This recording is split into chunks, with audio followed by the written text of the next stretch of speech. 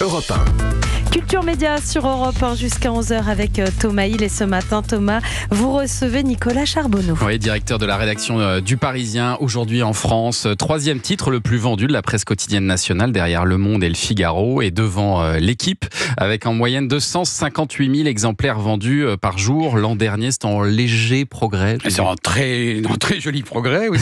Ça fait même 2 ans qu'on est en progression de diffusion. C'est la première fois que ça arrive depuis une quinzaine d'années. On est à 260 000, effectivement, voilà. Exemplaires quotidiens. Ouais, donc vous avez donc 2 marques, Le Parisien pour Paris et sa région, et Aujourd'hui en France pour le reste de la France. Lequel des deux se vend le mieux d'ailleurs ? En fait, on raisonne au global. On raisonne plus en vente en numéro, 70 000. On raisonne en vente abonnés papier, abonnés numériques. Petit scoop, on va dépasser les 100 000 abonnés numériques cette semaine. Ah oui. Si on raisonne à l'annuel, c'est énorme. J'aime bien l'idée aussi de raisonner sur des volumes annuels. Voilà. Ensuite, Le Parisien a la spécificité, effectivement, par rapport à Aujourd'hui en France, qui sont exactement les mêmes journaux, hein, entendons-nous, sur toutes les séquences politiques, économiques, sociétales, sport ou culture. La spécificité du Parisien, c'est cet ADN francilien, avec ses 9 éditions locales, 16 pages d'actualité Grand Paris tous les matins, qui traitent de transport, d'immobilier, d'enquête Île-de-France, de ce qui fait la vie des... Parce que Le Parisien, enfin bon, d'abord son nom évoque quand même, est assez clair. Le Parisien fête ses 80 ans cette année, hein, en août, on fêtera nos 80 ans. Il faut se souvenir que c'était Le Parisien libéré, en août 44, premier journal à paraître après à la Libération, et dont le titre était « La libération de Paris est en marche ». C'est une belle et longue histoire. Mais alors donc les ventes sont en progrès, mais alors c'est toujours un journal qui perd de l'argent tous les ans. Hein. Le Point en 2022 disait que vous perdiez 20 millions d'euros par an. Est-ce que c'est toujours le cas ? Je vous donnerai pas de chiffres. Je vais juste vous dire, ça coûte cher de faire de l'information. Oui. Ça coûte très cher de faire de l'information. On a plusieurs centaines de journalistes au Parisien, ici à Paris, dans les régions, des correspondants à l'étranger également. Et puis c'est un investissement. Aujourd'hui, aller en Ukraine, comme on l'a fait il y a une quinzaine de jours, pour commémorer ces 2 ans de guerre, dont on voit à quel point, encore ce matin, avec les déclarations d'Emmanuel Macron hier, c'est au cœur de l'actualité, c'est une guerre qui nous touche. Ça coûte cher d'aller en Ukraine, ça coûte cher d'avoir des choix éditoriaux qui sont marqués. Quand on va au Proche-Orient, comme on l'a fait, comme on se doit d'y aller régulièrement avec des rédacteurs, des grands reporters, des photographes, oui, ça coûte cher. La vraie chance qu'on a, c'est d'avoir un investisseur, un actionnaire derrière nous, LVMH, qui croit en l'information et qui nous aide à nous développer, qui nous aide à aller sur le podcast, qui a beaucoup investi, qui continue à investir parce qu'il y croit, qui nous aide à faire de la vidéo. On est aujourd'hui à plus de 250 millions de vidéos vues mensuelles. Et alors c'est ça la stratégie pour sortir du rouge, c'est de faire un virage vers le numérique, parce que c'est intéressant ce virage que prennent tous les journaux aujourd'hui, plus ou moins rapidement vers le numérique. C'est même pas un virage. En fait, c'est une espèce d'évidence. Aujourd'hui, Le Parisien, aujourd'hui en France, c'est pas un journal. C'est plus un journal. C'est un média global.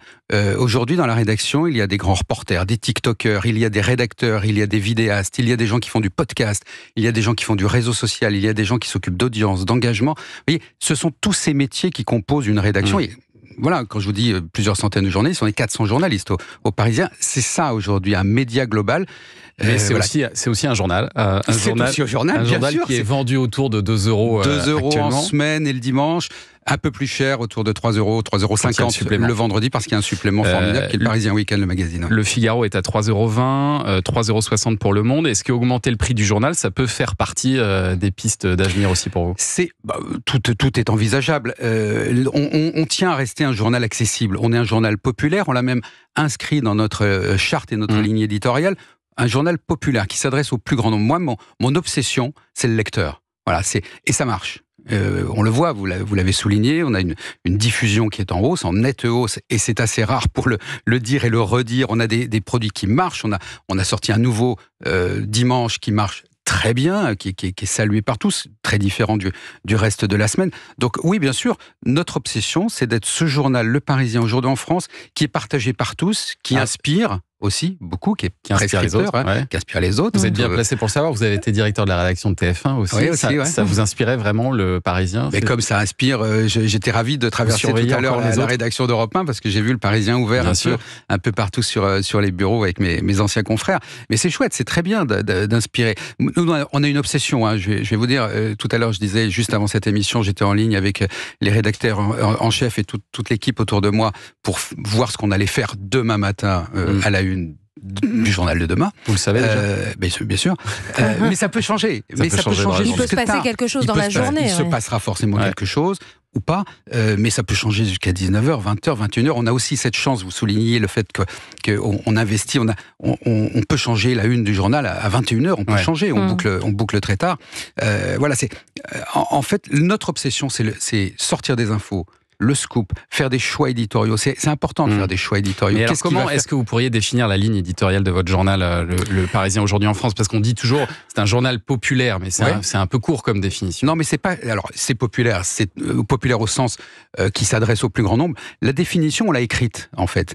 Le Parisien, aujourd'hui en France, c'est un journal qui est attaché aux valeurs de la République. C'est un média généraliste, attaché aux valeurs de la République, de la laïcité, qui est très importante. On a fait encore un sujet ce matin sur cet instituteur qui a été arrêté à Drancy pour avoir chanté les louanges de Daesh. Ce sont des sujets, à un moment donné, sur lesquels on monte. C'est un journal qui est européen, convaincu. Pro-européen. Européen convaincu, ça veut dire qu'on appartient à un continent, qu'on a des valeurs communes, qu'on partage. Libéral.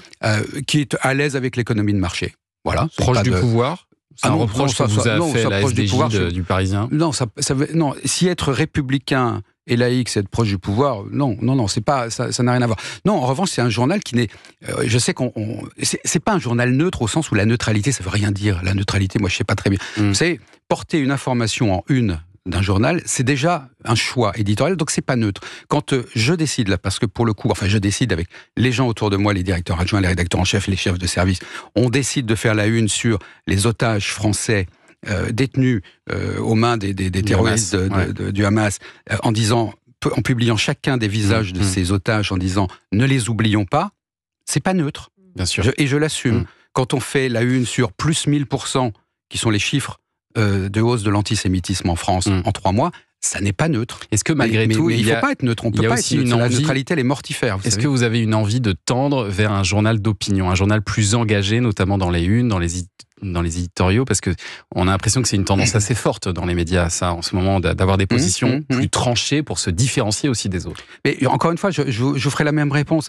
Il s'agit pas. Alors, le vieux débat gauche-droite, il est tellement tant dépassé que je pense que ce serait presque une insulte à nos lecteurs, à vos auditeurs ou aux téléspectateurs de se dire qu'on est un média d'une tendance ou d'une autre. Non. Là, moi, je crois en un engagement qui tient par les unes et par les dossiers qu'on porte. Quand on fait des choses sur les violences faites aux femmes, on a été les premiers à faire 4 pages sur Judith Godrèche. Ça, c'est une forme d'engagement. Oui, bien sûr. Et celle-ci, je la porte et je la revendique même. Restez avec nous, Nicolas Charbonneau, pour commenter l'actu des médias dans un instant. Oui, dans un instant arrive le journal des médias de Julien Pichenet. Et ce matin, on va notamment parler de Laurent Ruquier. Il devrait redevenir animateur. Et où ça?